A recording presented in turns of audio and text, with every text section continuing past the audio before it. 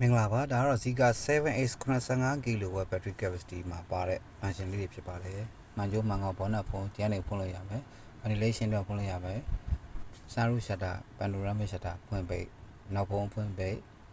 charging port ဖွင့်ပိတ်လေးဒီမှာပါပါတယ်။အခုဆိုရင် display ကိုကြည့်လိုက်ပါနှင်းလေးတွေကြာနေပါတယ်။အဲဒီနှင်းလေးကိုလည်းပြောင်းလို့ရပါတယ်။ display ကိုဝင်မယ်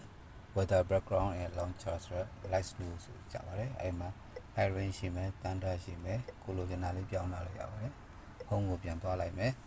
ဆိုရင်ဒါလေးလည်းနောက်မှာပြောင်းသွားပါတယ် background လေးတွေ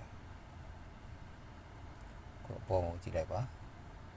ပေါ်မှာမိုးမှောင်သွားပါပြီ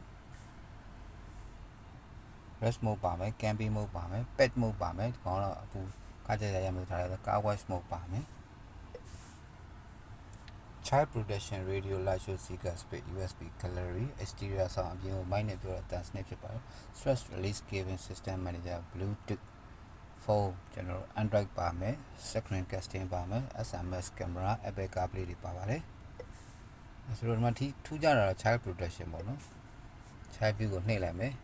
touch မှာလည်းနှိပ်လို့ရလို့အောက်ကနေ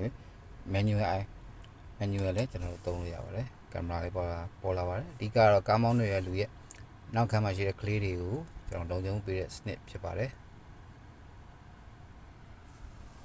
child entry ဖြစ်ရှိပါတယ် start နှိပ်လိုက် activate ဖြစ်ပါတယ်